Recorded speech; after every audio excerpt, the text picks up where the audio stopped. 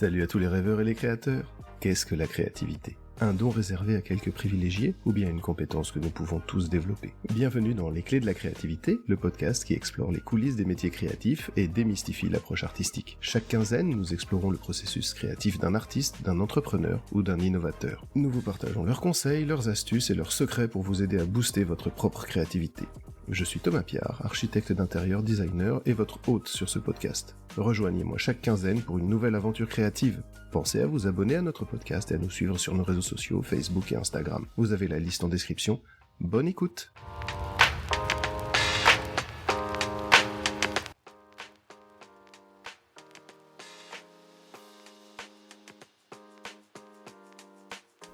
Aujourd'hui, j'ai le plaisir de recevoir Béatrice Prestage, une réalisatrice talentueuse spécialisée dans les films documentaires. À travers ses commandes, Béatrice explore des sujets variés avec un regard incisif et une sensibilité toute particulière. Elle captive ainsi les spectateurs avec des histoires profondément humaines. Dans notre entretien, elle m'a partagé son parcours, ses inspirations et son processus créatif. Bonjour Béatrice, j'espère que vous allez bien et je voudrais que vous nous parliez de votre parcours professionnel. Bonjour Thomas, parcours professionnel, c'est toujours un long chemin de vie en réalité. Donc en fait, c'est très large. Parcours professionnel, il démarre toujours par un premier métier qu'on fait pas forcément par passion, qu'on fait parce qu'on entre dans la vie professionnelle, voilà, et on choisit pas forcément au départ.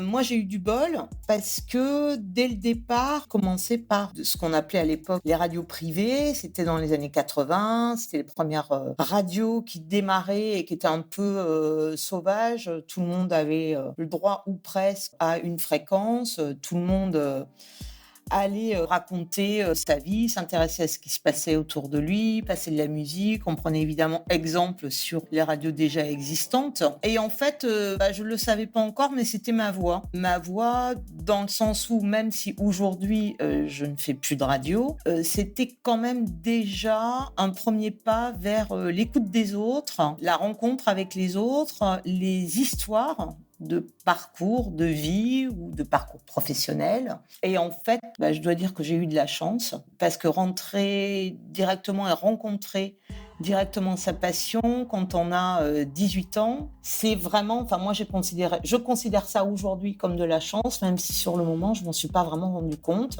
Et après j'ai déroulé le fil avec de la télé, du cinéma, de la production musicale, pour arriver aujourd'hui à être photographe et réalisatrice, mais ce qui est juste pour moi une continuité logique en fait d'un parcours entamé il y a déjà 40 ans. Waouh. Donc là, vous avez démarré par la radio, ce que mon papa appelait les radios libres. J'ai eu ça aussi. Mon père a fait ça un petit peu, il a commis ça. Et donc, vous avez déroulé un fil. Et aujourd'hui, vous faites des documentaires, c'est bien ça ? Alors aujourd'hui, je m'intéresse à un secteur très particulier qui est le métier d'art. Je m'y suis intéressée parce que après avoir travaillé plusieurs années dans ce qu'on appelle les washing machines, c'est-à-dire les chaînes d'information continue. J'ai travaillé pendant 7 ou 8 ans à France 24, qui est une chaîne de télévision d'information continue internationale. Et c'est vraiment des horaires à la noix, c'est-à-dire que je travaillais de nuit, je faisais du 23h à 6h du matin, des rythmes très très soutenus, et on sort de là, on est complètement rincé. Et en réalité, en sortant de ça, j'ai eu envie de revenir à des choses très concrètes et surtout très pérennes, parce que quand on fait de la télé ou de la radio, en réalité, on travaille sur un format pendant des heures, parfois pendant des jours, et puis c'est diffusé, et puis une fois que c'est diffusé, ça y est, ça n'existe plus. Enfin, évidemment, ça reste en archive, qu'on a la possibilité de l'écouter ou de le voir plus tard, mais en réalité, il n'y a pas de continuité, quoi. Et je trouvais ça très très frustrant en arrêtant de travailler à France 24, et je voulais avoir un autre rapport au temps et à ce que je fabriquais, ce que je faisais de ma tête, de mes mains, et j'ai radicalement changé de braquet puisque j'ai fait une formation pendant 3 ans de métier d'art en abordant la peinture naturelle, la laque, différentes pratiques de métier d'art. J'ai fait ça pendant 3 ans, ça m'a fait un bien fou parce que ça m'a reconnecté avec le temps, le passage du temps, l'idée qu'on pouvait faire des choses qui restaient, et pour moi c'était très important à l'époque, je crois que ça l'est toujours.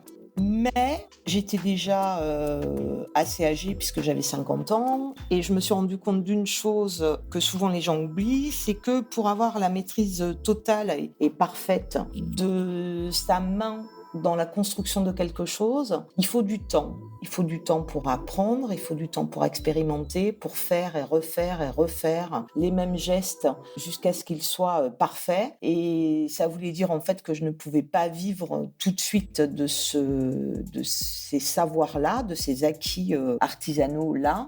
Et j'étais très frustrée, très déçue. Et puis des amis qui sont artisans d'art m'ont dit « Mais pourquoi tu fais pas la synthèse de tout ce qu'est ton parcours professionnel ?» Et nous, en fait, personne ne s'intéresse à nous, personne ne nous montre. Et je me suis rendu compte qu'effectivement, les artisans d'art avaient leur vie professionnelle très en dehors du grand public, c'est-à-dire la plupart du temps, ils sont tout seuls dans leur atelier. Ils rencontrent leur public quand ils ouvrent leurs portes ou alors quand ils vont dans des salons, mais c'est vraiment un monde à part, un peu cloisonné.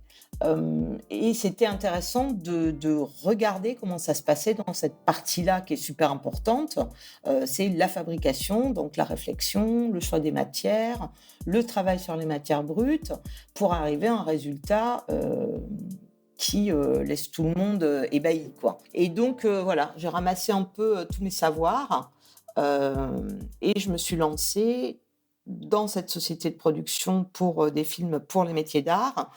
Et en réalité, j'ai pas du tout eu envie d'élargir à d'autres secteurs d'activité parce que d'abord, je crois qu'il faut avoir une spécialisation dans son métier, que c'est ça qui fait la différence. C'est un œil particulier et acéré sur une question ou un point du secteur dans lequel on officie. Et en plus, parce que je suis subjuguée, moi, par le travail des matières, par le travail des artisans d'art. Et donc, voilà, j'ai démarré par des films. Maintenant, je suis également photographe, toujours sur le même thème et toujours avec l'envie de prendre sur le vif, en fait, des moments, des intimités de création qui me semble intéressante de partager pour valoriser le travail de ces artisans de l'ombre. Waouh, ça c'est vraiment, je bois vos paroles, Béatrice, parce que vous reprenez les thématiques qui me sont chères et vous avez fait une synthèse. Déjà, un truc qui est pas commun, c'est que c'est vrai, vous avez eu une assez longue expérience dans un domaine, vous avez voulu vous reconnecter à quelque chose qui est très parlant et qui, pour beaucoup de créatifs, effectivement, c'est de laisser une trace et de laisser quelque chose qui reste. À mon sens, l'idée d'origine d'aller chercher, travailler des lacs, travailler des peintures naturelles, c'est effectivement, comme vous l'avez dit, quelque chose qui va rester. Parce que l'éphémère de la télé, oui, le replay, c'est joli, mais un replay, il est revu une fois. Le produit de plusieurs mois de travail, c'est 2 heures, ou c'est 1 heure, ou c'est 45 minutes.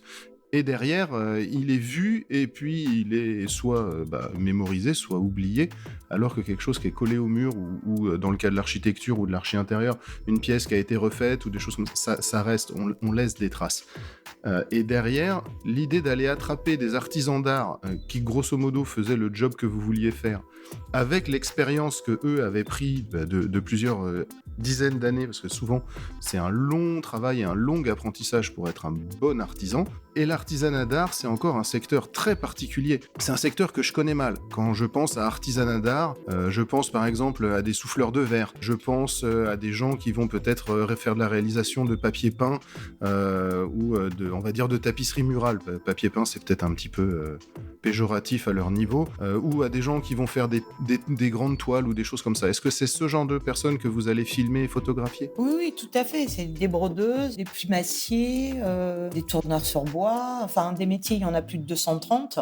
Des métiers d'artisanat d'art reconnus en France. Donc, l'éventail est très, très large. Et en fait, souvent, on ne s'en rend pas compte d'ailleurs de l'étendue de ce secteur, quoi. Je mesure même pas du tout, en fait. Oui, oui, effectivement, la broderie peut être un artisanat d'art. Ah oui, d'accord. Donc, du coup, vous dites 230, c'est énorme. Oui, il y a plus de 230 métiers, oui, reconnus en France.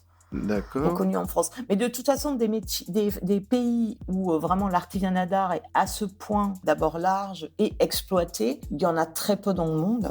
Moi, je pense au Japon notamment. Je pense à l'Italie, évidemment la France qui pour moi est en tête de gondole. Après, il y a beaucoup de pays qui ont certaines qui continuent en fait de travailler avec certains artisans d'art, mais pas d'une étendue aussi large qu'elle peut l'être en France, je crois. Mais ce qui est dû aussi au nombre d'écoles de design et de métiers d'art qui existent en France aussi. On privilégie beaucoup l'éducation et la formation aux métiers d'art et au design en France. C'est vrai, c'est quelque chose qui est très largement répandu et qui est relativement accepté. Alors, l'idée que je développe autour du podcast, effectivement, c'est d'aller chercher la vision créative et d'aller montrer que les métiers créatifs sont des vrais métiers. Mais en réalité, il y a beaucoup de filières disponibles dans l'artisanat d'art qui mènent à un métier créatif où la production est rentable et efficace. Il y en a d'autres où c'est plus compliqué. La photographie et la réalisation, c'est pas évident du tout d'aller chercher de quoi gagner sa vie quand on démarre. Ça fait partie de métiers où quand on dit à ses parents « je veux être réalisateur ou photographe », où ils vous disent « va te trouver un vrai job, tu feras ça pour ton loisir ». Et je voudrais du coup comprendre, moi, ce qui vous inspire en tant que réalisatrice de documentaire lorsque vous allez rencontrer un artisan. L'angle que vous prenez, la manière dont vous organisez ça, votre style de réalisation, s'il y a un style, et du coup, voilà, vos influences, etc. Je voudrais que vous me parliez un petit peu de tout ça.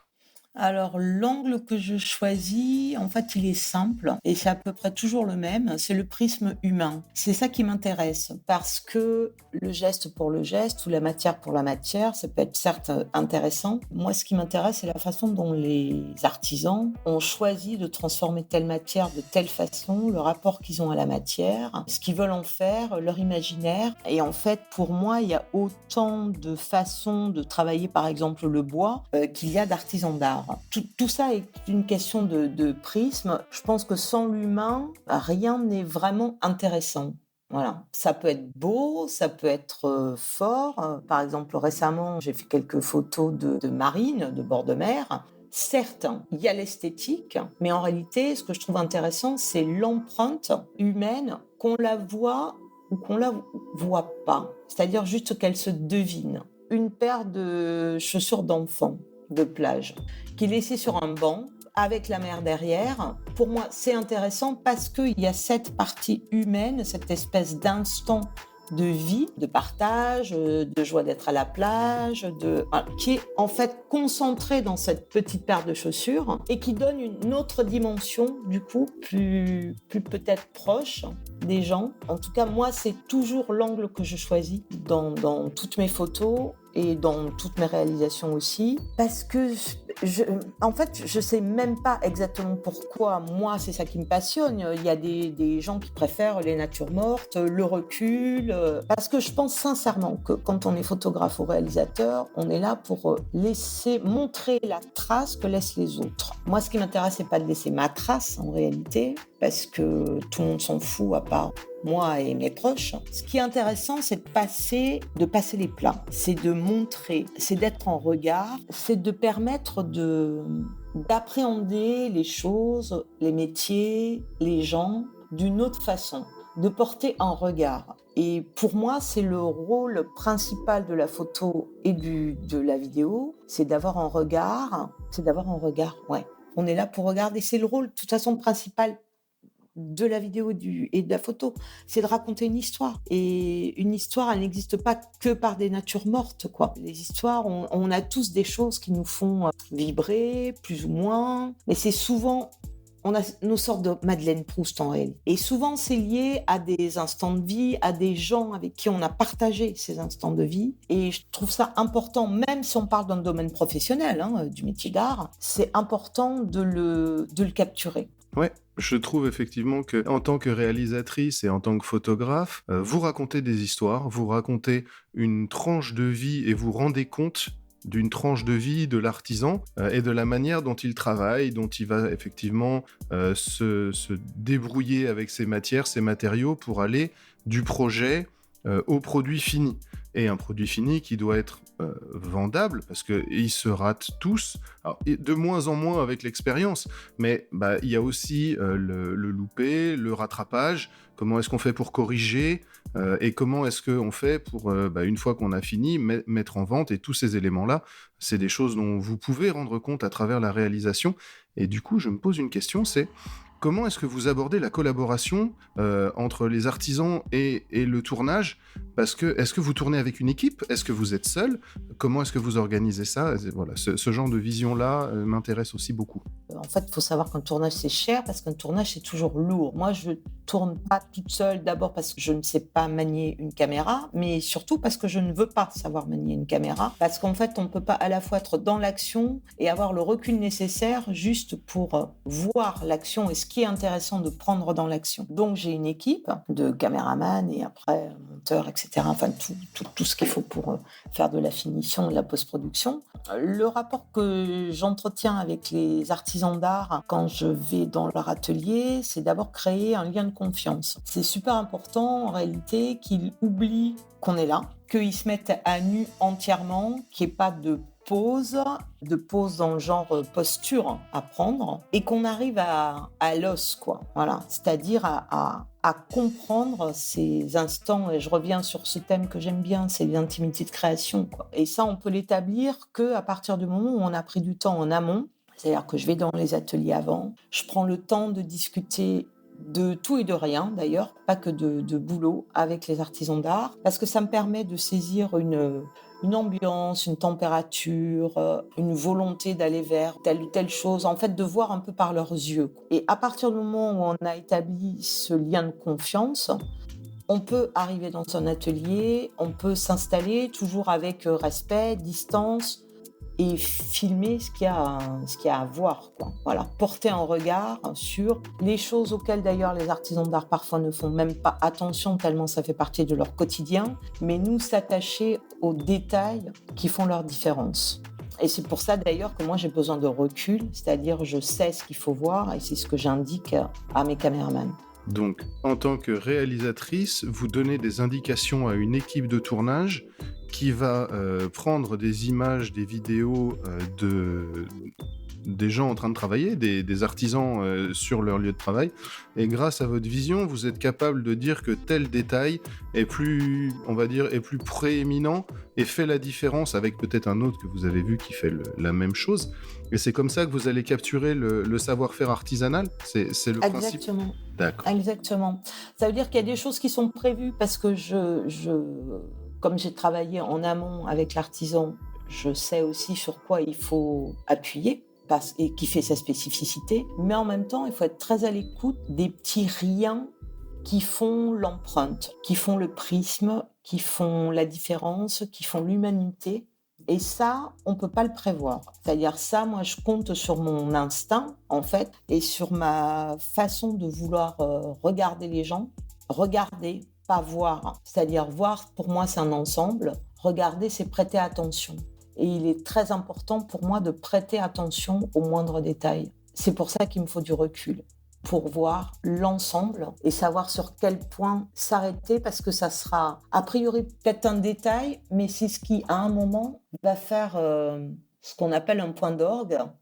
Dans un tableau, par exemple, qui est bleu, si on a un point rouge de peinture, d'une lumière, quoi que ce soit, ça s'appelle un point d'orgue. C'est-à-dire que c'est ce qui va mettre en valeur tout le reste du bleu, qui va lui donner de l'épaisseur, de la consistance, de la vibration.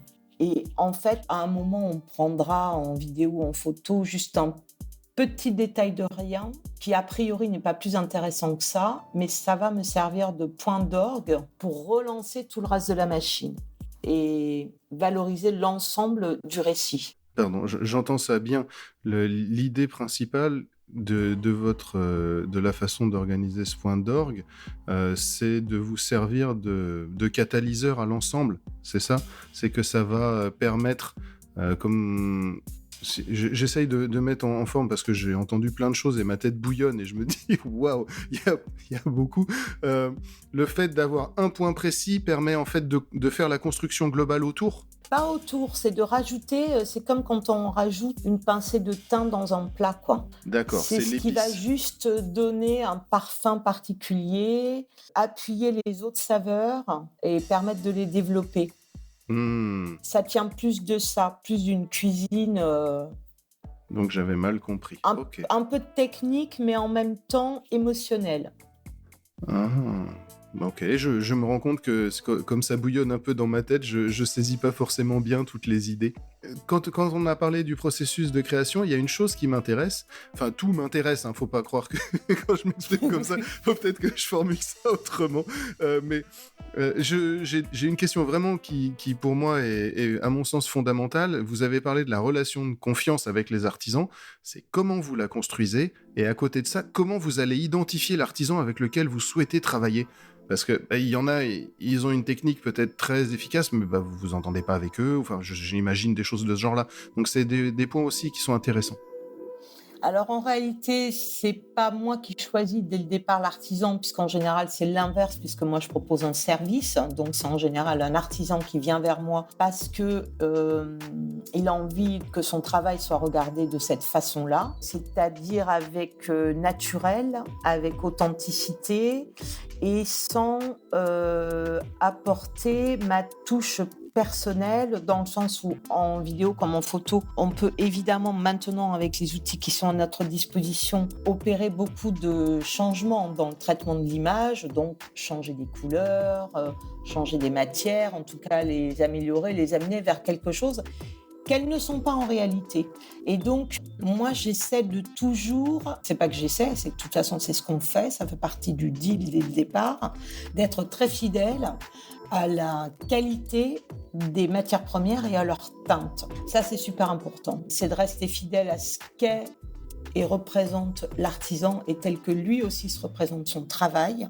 Donc, je pense que c'est aussi ça que l'artisan vient chercher chez nous en travaillant avec nous. C'est cette fidélité et pour moi, la meilleure preuve qu'on est dans le vrai, à défaut d'être dans le bon, c'est que, en général, quand je propose un premier montage du film, il est validé. C'est-à-dire que les artisans d'art se sentent justement et authentiquement dévoilés, qu'il n'y a pas de fake, qu'on est dans la réalité de leur atelier et de leur travail et de leur démarche. Et pour moi, c'est hyper important de respecter ça. Et je ne peux respecter ça qu'en les connaissant bien, donc pour instaurer cette confiance. D'abord parce que comme j'ai fait 3 ans de formation de métier d'art, je sais comment ça se passe. Comme ça fait 8 ans que je suis réalisatrice et photographe, je sais aussi maintenant parfaitement ce qui est important pour eux et je le saisis très vite. Et que je prends du temps vraiment à parler, à regarder, à poser des questions, à me faire expliquer leur métier, à parler de tout et de rien aussi parce que c'est ce qui permet de mettre en situation en réalité, dans un parcours de vie ou dans un parcours créatif, même si on pourrait considérer que je fais un métier créatif parce que je suis photographe et réalisatrice, en réalité, il faut tout le temps, et j'y tiens absolument, me mettre en arrière. Je ne suis pas là pour valoriser mon travail, je suis là pour valoriser celui des autres. Et je pense que c'est très important de le montrer. Je n'ai plus d'ego. Au départ, j'en avais parce que j'étais peut-être pas assez sûre de moi, mais je n'ai pas d'ego. Par exemple, on me dit rarement « votre film est beau » ou « cette photo est belle ». Mais on me dit « ah, c'est incroyable ce que fait cet artisan » ou « cette façon, ce geste, cette matière, ça me fait dresser les poils sur les bras ». Et en réalité, c'est là que je suis satisfaite de mon travail, c'est parce que j'ai réussi à transmettre l'émotion et la volonté et l'abnégation de l'artisan d'art que je filme ou que je photographie. Et pour moi, c'est super important. Et je pense que c'est un point vraiment à ne pas oublier quand on est ou photographe ou réalisateur, en tout cas qu'on porte le regard sur les autres, c'est que le sujet de notre travail, c'est les autres, c'est pas nous. Et qu'il faut être capable de maîtriser son ego personnel. Je pense que c'est très important. C'est très important quand on porte le regard sur le travail ou sur les autres de façon générale. C'est ce qui me fait un peu peur dans ce que je fais. J'ai parfois peur d'en faire trop, d'en dire trop, ou de pas laisser assez de place pour la personne avec qui je parle, comme vous. Et je suis par contre là 100% d'accord avec vous sur la qualité de vos photos. C'est pas leur esthétique. Elles sont esthétiques, il y a pas de lézard là-dessus. Mais c'est pas ce qu'on voit en premier. L'esthétique, c'est un filigrane. Alors que le travail, la manière dont les gens sont mis en scène et la manière dont les matières sont rendues, c'est une des raisons qui fait que j'ai voulu parler avec vous, en fait. C'est que, d'abord, on a des thématiques qui sont assez proches. Vous parlez de l'artisanat d'art et je veux parler de ce qui fait que les créatifs sont créatifs. Et là, je n'entends que ça soit en direct ou en creux. Il n'y a que de la créativité dans votre discours. Donc je suis vraiment aux anges d'entendre toutes ces choses-là. Un truc que je veux comprendre, parce que je ne sais pas comment ça marche, depuis le moment où vous allez rencontrer l'artisan, il vient vous voir, parce que vous avez votre société de production.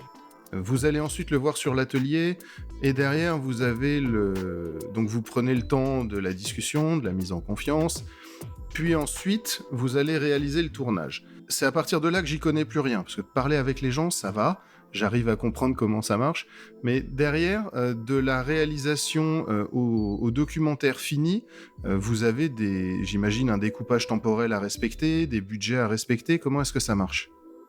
Ah, c'est compliqué. C'est très compliqué. En réalité, déjà, moi, je pars sur quelque chose qui est prévu mais pas prévu. C'est-à-dire que je sais qu'il y a certaines choses que je dois, pour le parcours de travail des artisans d'art, filmer. Donc déjà, sur cette partie-là, je réfléchis à comment la filmer pour la mettre le mieux en valeur, quels vont être les objectifs vidéo ou photos qui sont le mieux adaptés, est-ce qu'on est prêt, est-ce qu'on est loin, est-ce qu'on est focus, c'est-à-dire vraiment sur la matière et presque dans la matière. En réalité, c'est une question d'équilibre. Donc, je prépare cette partie-là sur les passages obligés. Et puis après, on fait tout ce qui est plan de liaison, plan plus large. Et ensuite, il faut mettre de l'ordre dans tout ça. Et souvent, j'ai beaucoup trop de matière, ce qui est assez frustrant. Mais ça nous permet aussi de mettre les plus belles choses, de choisir les plus beaux gestes, les plus authentiques, les plus naturels, les plus humains. Mais il ne faut jamais perdre de vue qu'en réalité, on raconte une histoire. C'est ça le plus important. On raconte l'histoire de quelqu'un ou l'histoire d'un objet. Donc, il faut un début, un milieu et une fin. Il faut des moments qui soient plus forts. Il faut des moments aussi qui soient en creux plus faibles. Tout ça pour mettre en avant les moments qui sont les plus forts, parce que comme dans un orchestre, s'il y a les trompettes qui hurlent tout le temps, en réalité, il n'y a plus aucun relief. Donc en fait, il faut travailler à mettre du relief et de l'équilibre entre les moments qui sont waouh et les moments qui sont plus zen, où on a le temps de reprendre son souffle et en même temps de s'arrêter sur purement un moment juste beau, esthétique, mais sur lequel on respire, hop, pour repartir dans une claque visuelle ou dans un élément fort, en tout cas. Et donc, c'est une question d'équilibre et je vous dirai pas, parce que j'ai pas de recette particulière, je vais vous dire que je fais au feeling, parce que pour moi, en réalité, un montage, c'est un peu comme de la musique. Il y a une intro, il y a un moment fort, il y a un riff de guitare, il y a un pont, il y a la fin de la chanson, il y a le refrain. Et en fait, tout ça n'est qu'équilibre. Donc, il faut réussir à trouver de la place pour tous ces différents moments, que ce soit en photo ou encore plus en vidéo, évidemment. Et c'est des plans qu'on enlève, des plans qu'on remet, qu'on avance, qu'on recule, qu'on met par rapport à un autre. C'est aussi du travail de recherche en même temps, même si le fil global existe déjà dans ma tête dès le départ du film. Mais il y a aussi des tâtonnements, et c'est là que je pense que la créativité, c'est aussi du temps de réflexion. C'est un thème, c'est vrai que le temps, c'est un thème qui revient systématiquement et dans la créativité, et je pense que c'est ce qui fait une grosse partie de la valeur que les créatifs ajoutent à leur travail, c'est le temps de réflexion qu'ils se donnent. C'est important. C'est important.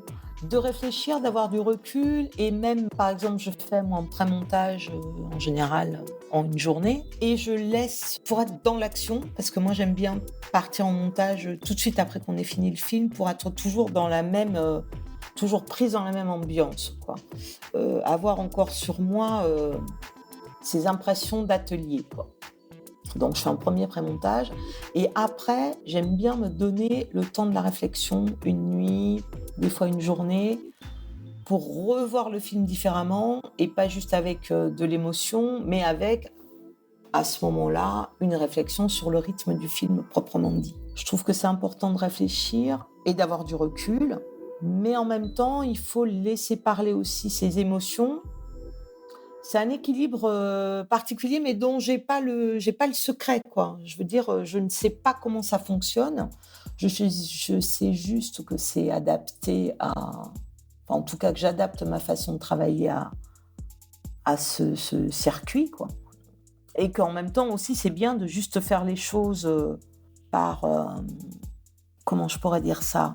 J'ai le sentiment que c'est du Sans, cousu main. sans réfléchir, en réalité, parfois aussi, juste le poser pour voir ce que ça donne. Parce que de toute façon, il faut essayer.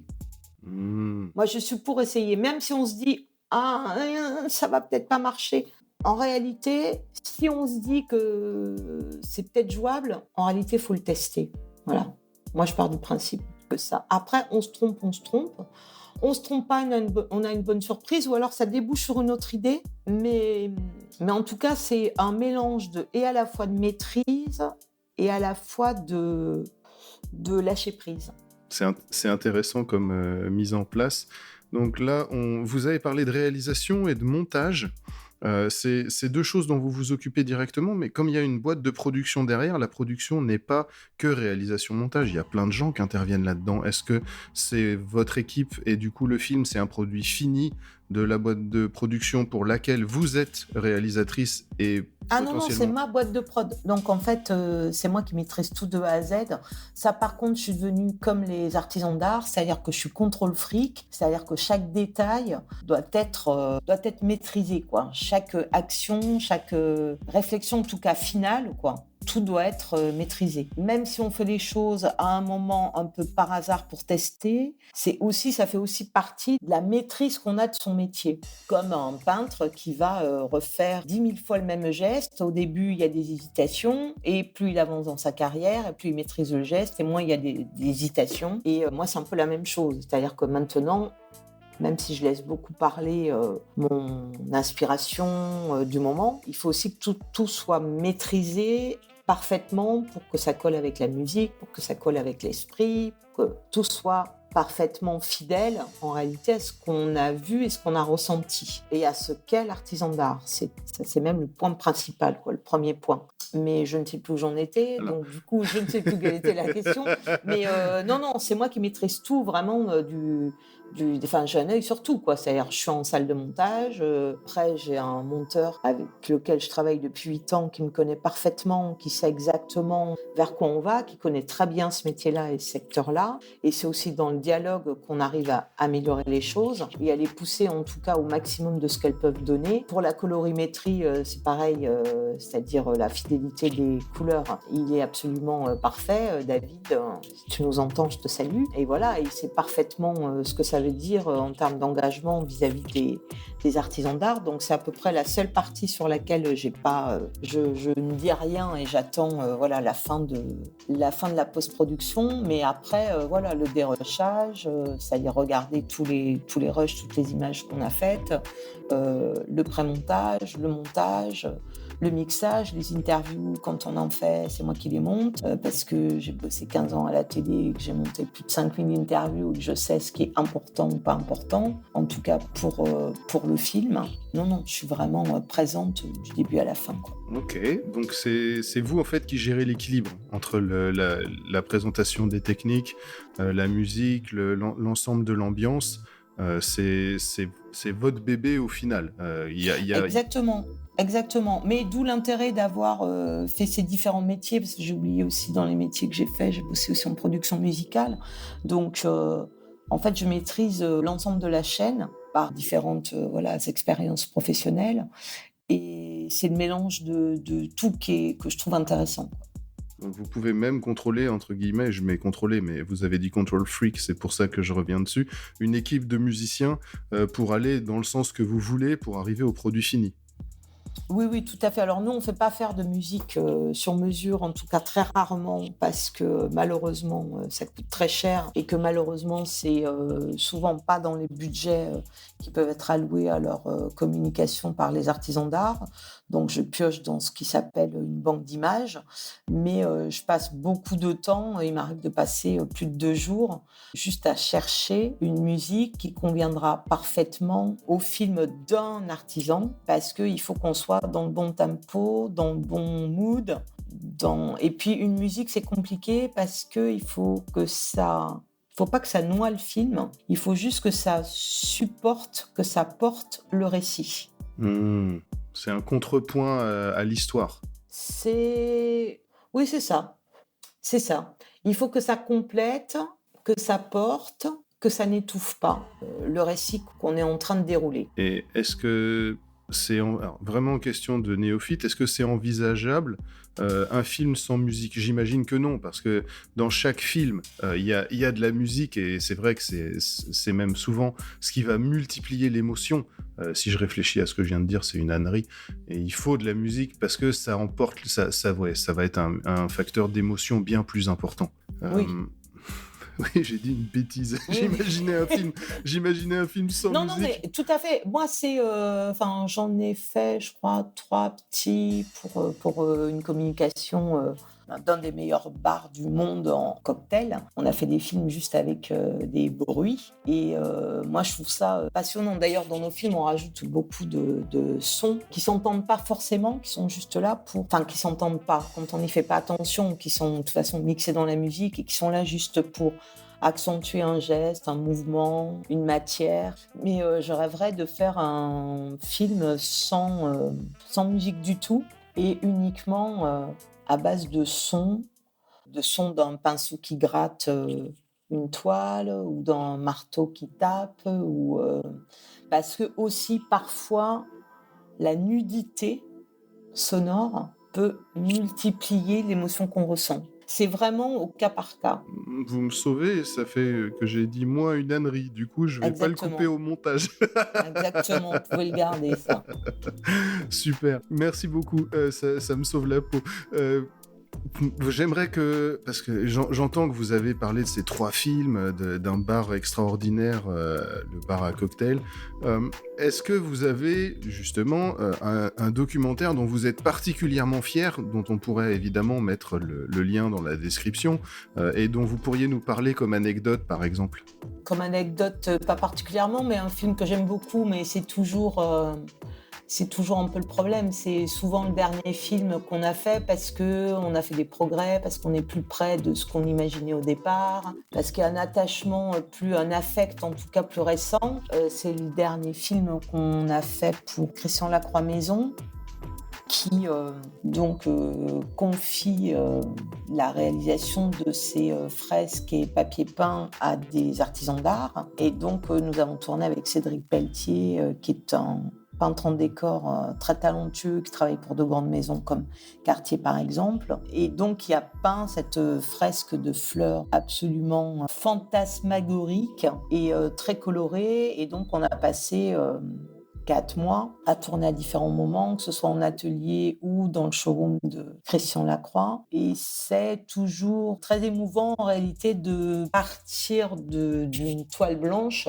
et de voir le travail qui évolue. Enfin, quand je dis que je fais le plus beau métier du monde, c'est parce que j'ai quand même la chance d'être la petite personne qui normalement ne devrait pas être là, en tout cas qui n'est pas prévue dans le programme des artisans d'art, et où on a la chance de voir évoluer une œuvre, la voir se construire, la voir prendre du corps, la voir prendre vie. Et ça, c'est tellement rare comme émotion, je trouve, et comme et comme possibilité que j'apprécie tous les jours davantage en réalité d'aller dans les ateliers où étonnamment malgré l'action, je veux dire un artisan dans son atelier il n'arrête jamais quoi. Malgré l'action il y a une sorte de sérénité même si les mouvements faits par l'artisan sont vifs, il y a une sorte de sérénité tout le temps. Et je pense que ça vient du travail de la main et de l'esprit, c'est-à-dire l'esprit est obligé de se concentrer sur le travail de la main. Pour moi, c'est une sorte de méditation, même si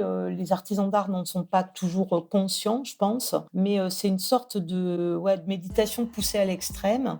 Ce qui, pour moi, explique cette sérénité qu'on retrouve toujours, même quand il y a de l'action, même quand il y a du bruit, même quand il y a de la fureur, parce que il faut se dépêcher de terminer quelque chose, parce que il y a des bruits métalliques, parce que il y a les bruits des machines, parce que il y a quand même cette sérénité-là. Et je trouve que c'est d'une puissance, en réalité, et je suis pas persuadée que les artisans d'art s'en rendent compte toujours, d'une puissance émotionnelle et créative qui, moi, me laisse toujours pantoise et admirative. Clairement, pour avoir vu des luthiers travailler, par exemple, c'est des métiers incroyables, il y a des gestes d'une précision extrême, et les gars font ça comme s'ils fumaient une clope, hein. Ils se rendent même plus compte de ce qu'ils font, pour eux c'est normal, c'est le job, on fait comme ça, et ils travaillent dans des feuilles de bois ultra minces, avec des gestes d'une précision de fou. Il y a plein de jobs comme ça qui sont vraiment passionnants à voir, et je vous envie sincèrement ce côté petite souris qui est capable de prendre les moments les plus intimes du boulot sans gêner. Alors c'est aussi un point qui est important, vous avez dit une équipe de tournage c'est lourd. Je reviens sur cette thématique avec la boutique de Christian Lacroix. Alors, c'est pas une boutique, vous avez dit Christian Lacroix, maison. Maison, ouais, c'est la maison. Et cet artisan qui fait une fresque, comment est-ce qu'on se positionne pour pas lui gêner sa lumière, pour que vous allez peut-être devoir éclairer, comment on organise ça pour que le gars bosse sans que vous le gêniez et qu'il arrive à travailler de façon consistante en vous oubliant? C'est pareil, c'est une question de mélange de style, hein. C'est-à-dire il y a des fois où je suis très présente. On parle beaucoup, on rit, on parle de tout et de rien, hein, pas forcément du boulot. Et voilà, et tout le monde est détendu et on prend les choses dans l'action et on se positionne. Et du coup, comme l'artisan est aussi focalisé sur ce qu'on est en train d'échanger, il fait moins attention à ce qui se passe autour de lui. On garde toujours la bonne distance, mais parfois on est obligé de dire, là voilà, on va se rapprocher, on fait ça comme ça. La lumière, c'est pareil, c'est une question d'habitude, on la place de façon à ce que ça ne gêne personne, qu'il n'y ait pas de pied placé trop près, enfin de lumière, de placer les lumières assez loin. Les caméras, on est souvent obligé de les rapprocher, mais en même temps, comme on a lié un contact étroit, amical ou pas, mais en tout cas étroit, avec l'artisan d'art, on peut se rapprocher sans qu'il ait l'impression qu'on soit dans sa zone de confort et qu'on vienne empiéter sur son espace. Et donc, il y a des moments où, au contraire, on est très en retrait, parce que c'est des moments de concentration plus importants pour l'artisan et qu'il faut le laisser dans son monde. Et là, on capte aussi d'autres images, en vidéo ou en photo. C'est beaucoup une question de ressenti de toute façon. Je crois que de poser son regard sur les autres, il faut beaucoup d'empathie. Aussi un peu, même si on est contrôle fric, de relâchement, de lâcher prise, pour laisser aussi se faire les choses sans qu'on intervienne, pour avoir le plaisir de les capter. Comme ça, parce qu'elles n'arriveront que parce qu'il y a eu à la fois cette confiance avant et à un moment ce lâcher prise et ce recul où on laisse se faire les choses. C'est vraiment une question de dosage et je pense que ça passe beaucoup par la relation qu'on a réussi à construire avec l'artisan, par le respect de son travail, par le regard qu'on a sur son travail. Et voilà, il faut juste être très à l'écoute. C'est pour ça qu'une journée de tournage ou de shooting, c'est épuisant. Parce qu'il faut à la fois gérer, entre guillemets, ses relations avec son client, la personne qu'on filme, avec le lieu en lui-même, puisqu'on va aussi éviter de faire des plans un peu moches. Donc, il faut absolument voir ce qu'il y a toujours dans le cadre de la caméra. Il faut aussi gérer le caméraman, même si il sait ce qu'il a à faire et que maintenant on se connaît, j'en ai 2, ils me connaissent parfaitement, donc ils savent quand je dis je veux ça, ils savent, mais comme je suis très contrôle fric, je peux pas m'empêcher d'aller regarder par-dessus leur épaule pour voir, parce que je pars du principe que tous les grands discours de on verra ça en post-prod, tout ça pour moi c'est bullshit. Et qu'en réalité, il faut déjà de la bonne matière pour réussir à avoir un bon résultat à la fin. Et que si le cadre est parfait dès le départ, on n'a pas besoin de couper dans l'image ou de faire les pieds au mur pour avoir le résultat qu'on veut à la fin. La journée de tournage est super importante. C'est-à-dire, moi, je veux que tout soit déjà en boîte tel qu'on va en avoir besoin en l'état au montage. Donc voilà, tout ça demande beaucoup de concentration. C'est fatigant pour tout le monde. Les équipes, c'est pareil, tout le monde est fatigué à la fin. L'artisan d'art aussi souvent parce qu'il a eu aussi à gérer des gens dans son atelier. Mais comme tout ça s'est fait avec beaucoup de douceur et d'échanges, en réalité même pas mal à la fin de la journée. Quand j'entends ça, j'imagine, vous avez parlé de 4 mois de tournage. Alors c'est 4 mois entre le moment où vous rencontrez la personne et le moment où il finit, et vous avez fini boucler votre film, ou est-ce que ces 4 mois, lui travaille, et ensuite vous avez capturé des moments, et puis c'est exactement le film... ça, c'est lui travaille pendant 4 mois.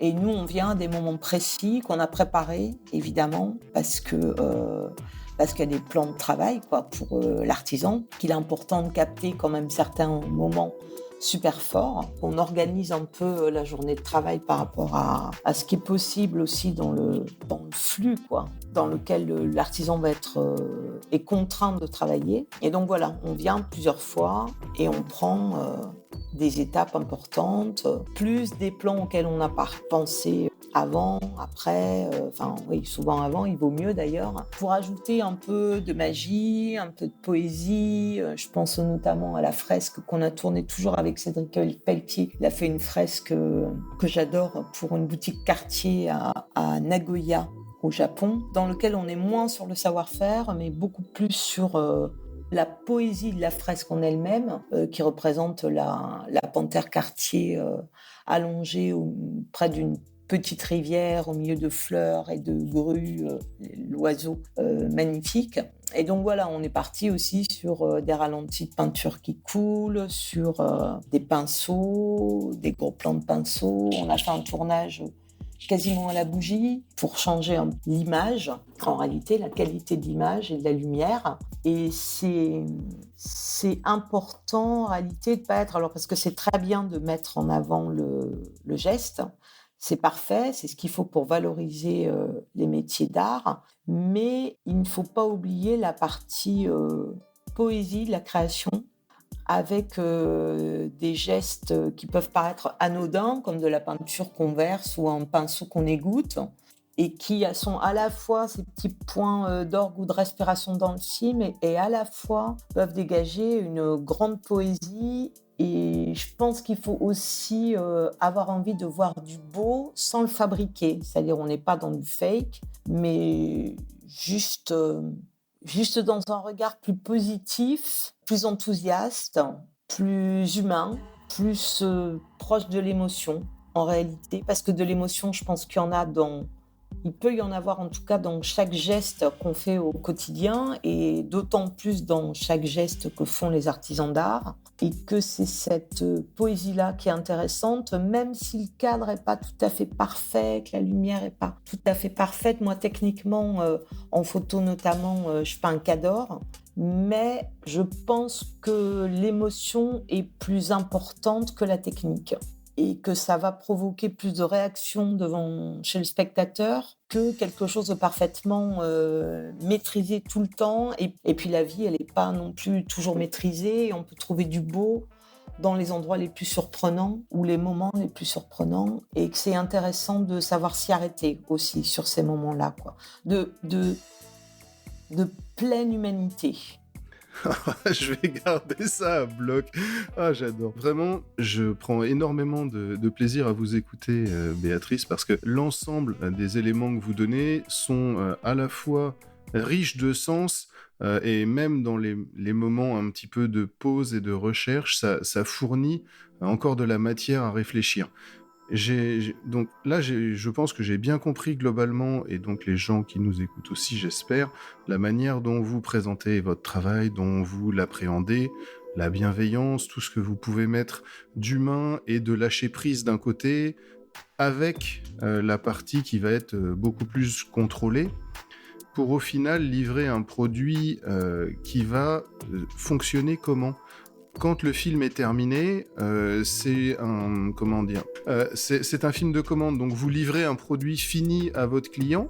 Oui, tout à fait. Comme pour les photos, je livre un produit fini et puis je donne 2-3 astuces pour les utiliser éventuellement.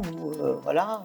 Parce qu'un film, on pense tout de suite réseaux sociaux, mais il n'y a pas que ça. Je pense qu'il y a des petits extraits qui peuvent permettre sur un site web même de vente, de mettre en exergue une pièce ou une autre, parce qu'un film, ça peut servir aussi en signature de mail, parce que les mails, du coup, sont beaucoup plus lus, et puis que ça permet aussi une rapide présentation, mieux qu'un CV. Il y a quand même rien pour moi qui marche autant, surtout pour les métiers de la main, que l'image. Jamais aucun mot ne réussira à transmettre l'émotion qu'on peut avoir à avoir travaillé et évolué une matière ou voir une main appliquée en geste avec une très grande précision. Et voilà, un film, ça peut aussi servir à aller prospecter de nouveaux partenariats. Et puis surtout, un film, ça vit et il faut que ça vive longtemps. Et c'est pour ça que je fais en sorte que aucun des films, ni d'ailleurs des photos que je fais,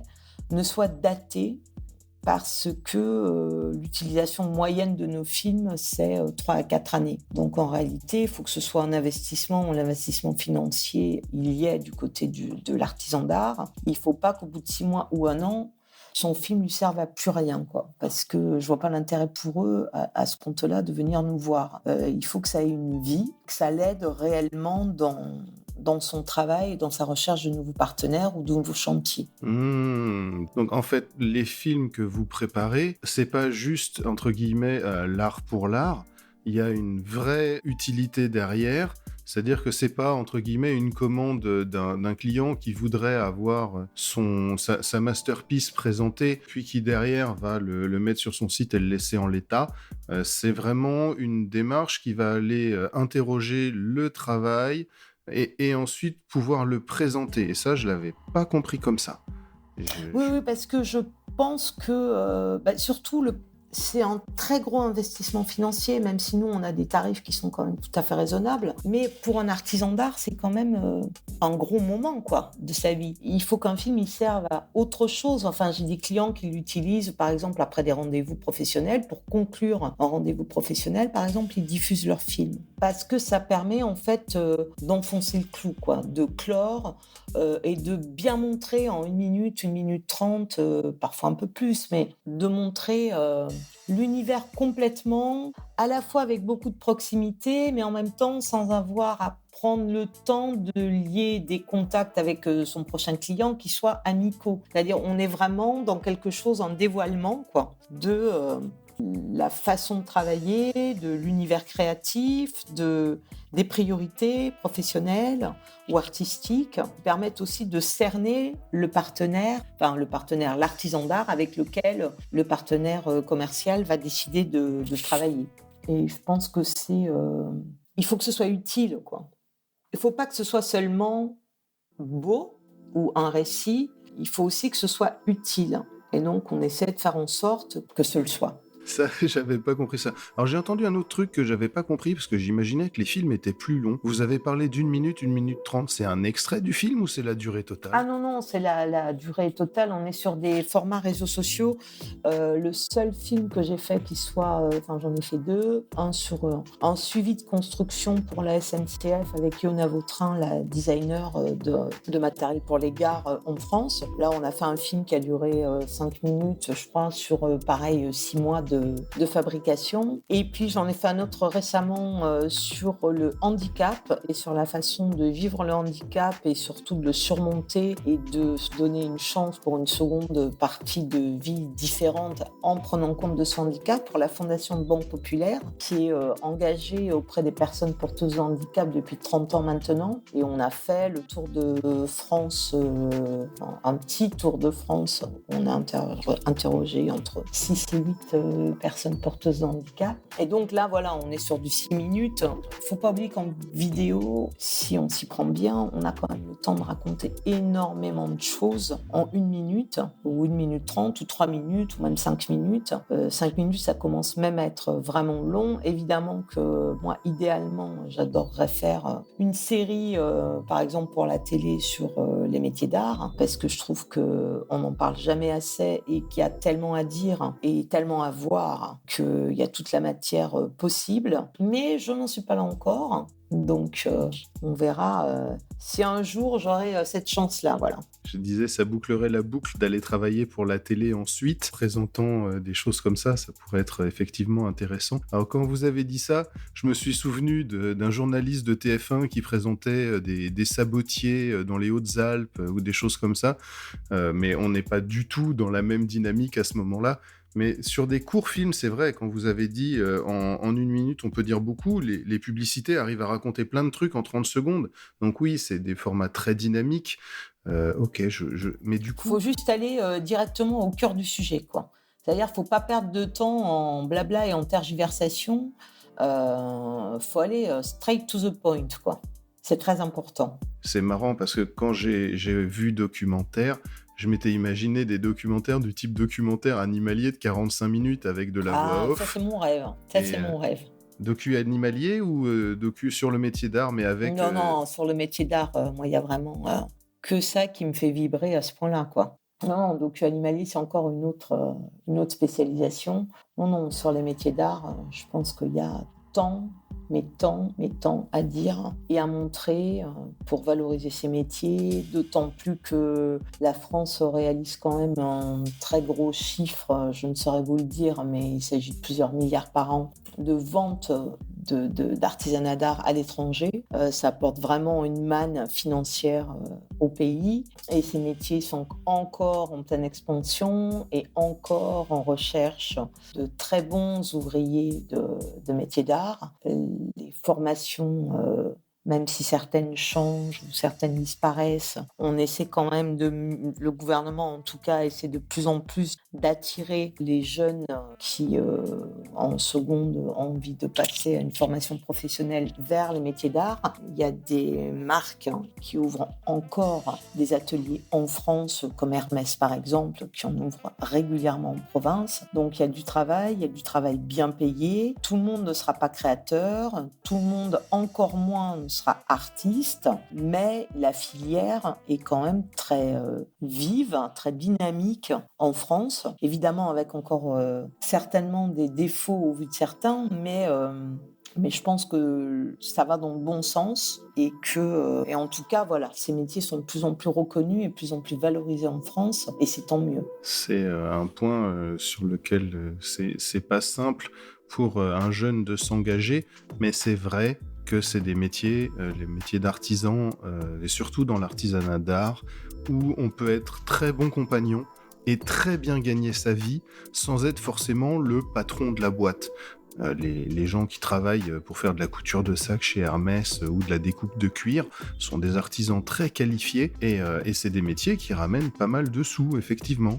Oui, tout à fait. Et puis qui sont très valorisants. Et pour moi, c'est aussi une façon de procéder à une ascension sociale.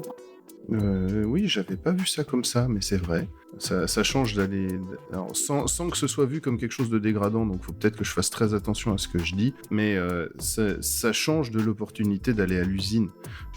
Quand on est... C'est des métiers très durs, les métiers d'usine, c'est un truc que j'ai fait même à une période à titre personnel, et c'est des gens qui ont beaucoup de courage et qui se lèvent tôt le matin, qui se couchent tard le soir et qui rentrent complètement cuits en ayant le sentiment d'avoir vraiment fait avancer les choses.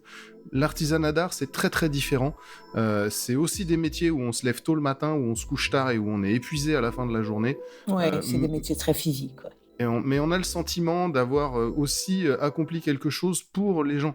Et il y a plein de choses très très belles à voir et j'encourage à aller voir ça. Ce que je voudrais, Béatrice, pour conclure, c'est que vous me laissiez mettre quelques... Alors, je ne sais pas dans quelle mesure ça se passe au niveau des droits d'auteur avec vous. Je voudrais pouvoir mettre en description du podcast quelques images que vous auriez faites. Est-ce que c'est du domaine du possible ? Ah oui, vous pouvez aller prendre les photos que vous voulez, qui sont sur le site, vous me dites, je vous les enverrai.